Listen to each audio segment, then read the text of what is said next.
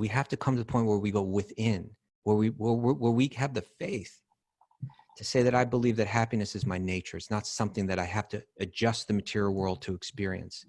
And once I have that faith, then I'm going to begin to observe the pleasures and the miseries of this world a bit from a distance, you know, a little bit from a distance. Now, that doesn't mean that we're going to become callous to suffering in this world, because we're going to find so many instructions in the Gita and the Bhagavatam that show that our way of deepening this realization will come through relieving the sufferings of others.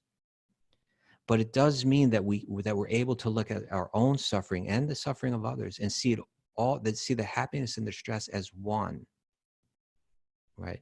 Bhoga Tyaga, you know, that we're enjoying, and then we lose what we get something that's pleasurable, we lose something that's pleasurable. That's the way the material world works.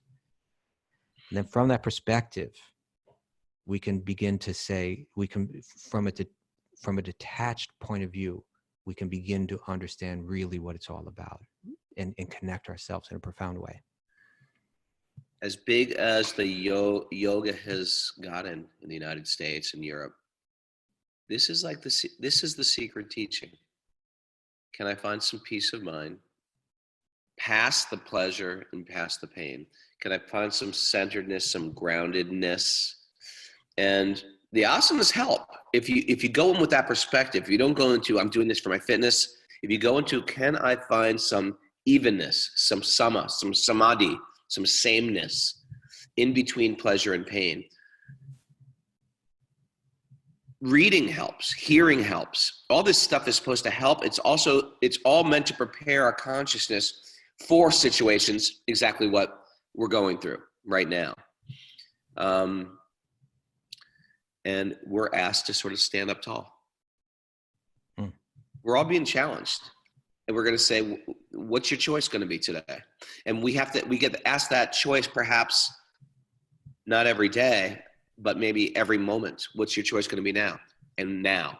And that, how about in this situation? And how about this struggle is going to happen? And this is to your career, and this with your kids, and this, I got to homeschool, but I don't have childcare, and right? These are big things that people are going to go through, and we're asked to stand up tall. All this stuff we've been working on, we're asked to put it to practice immediately. It's not going to exist theoretically. It's going to be, we're asked to not just stand up tall, but you will be raised up tall. To the degree that we apply it, we're going to be able to fly high in our spiritual life. What's going on here is an incredible opportunity for our spiritual evolution. It's like a superfood. Instead of eating this big thing of salad, you're going to take a little bit of this superfood. This green algae is going to have all the vitamins and nutrients of that gigantic salad you're about to eat. So we are asked to grow up real quick.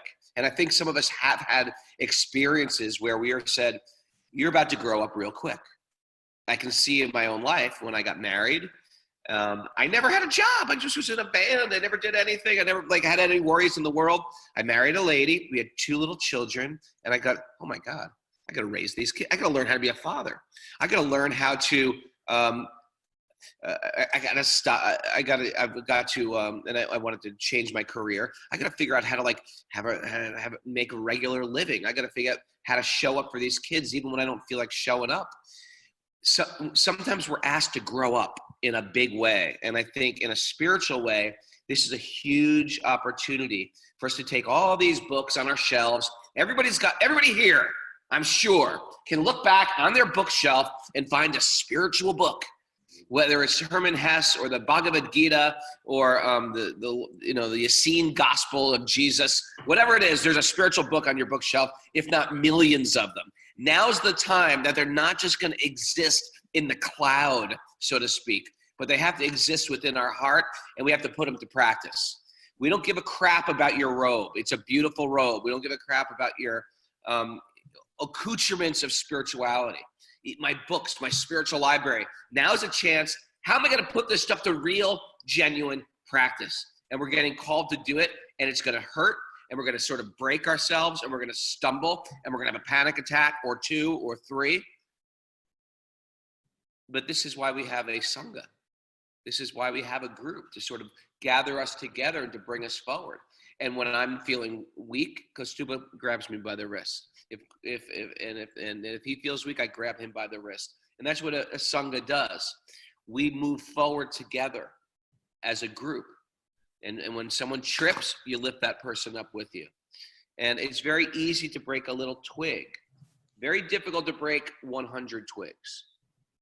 And that's the power of community.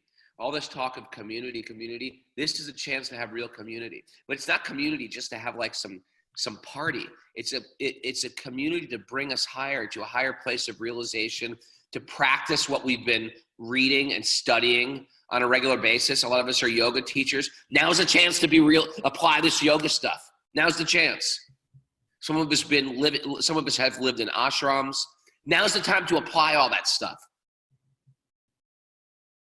It's actually the most beautiful place we could be in right now. Otherwise, it's just existing in my frontal lobes, just floating around here. Yeah, spiritual. Yeah, transcendence. Yeah, detachment. Yeah. Now I put it to practice.